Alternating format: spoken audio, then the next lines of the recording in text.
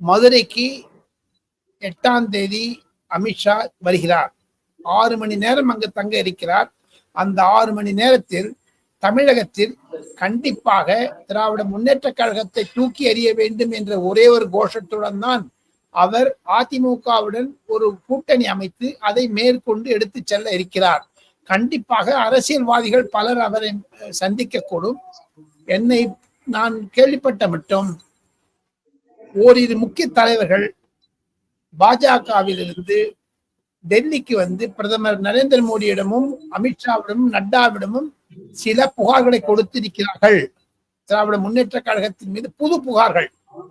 அது மீதும் நரேந்திர மோடியினுடைய அரசாங்கம் அமித்ஷா மூலமாக பல சோதனைகளை நடத்த இருக்கிறது. இனி என்போர்ஸ்மெண்ட் டைரக்டரேட்டுடைய தாக்கம் தமிழகத்தில் ஆரம்பமாகும் என்று தான் பலர் சொல்லுகிறார்கள். வினோத்.